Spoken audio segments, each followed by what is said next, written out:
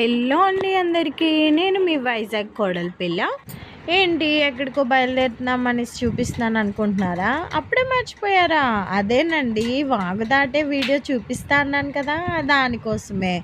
చూసారా, కలవ పూలు వెళ్ళిపోయాయి, పెద్ద పెద్ద చెరువులు వెళ్ళిపోతున్నాయి, మేకలు కూడా వెళ్ళిపోతున్నాయి. ఇంకేంటి, మనం కొండెక్కి దిగడానికి కూడా రెడీ అయిపోయాం.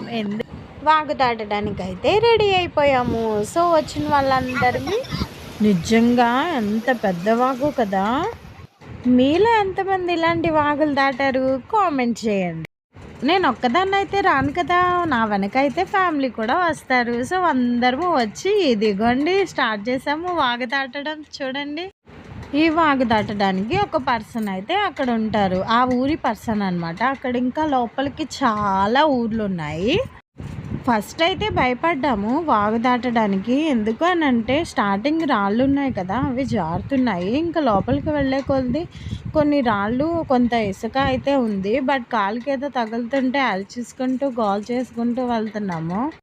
ఇటు నుండి దాటుకుంటూ వెళ్తున్నప్పుడు ఫ్లో ఎక్కువ లేదు, కానీ అటు నుండి వచ్చేటప్పుడు చాలా ఎక్కువ ఫ్లో ఉంది. కాకపోతే ఇటు నుండి వెళ్ళడం ఎక్స్పీరియన్స్ అయింది కాబట్టి అటు నుండి వచ్చేటప్పుడు ఈజీ అయిపోయింది. లైక్ చేయండి.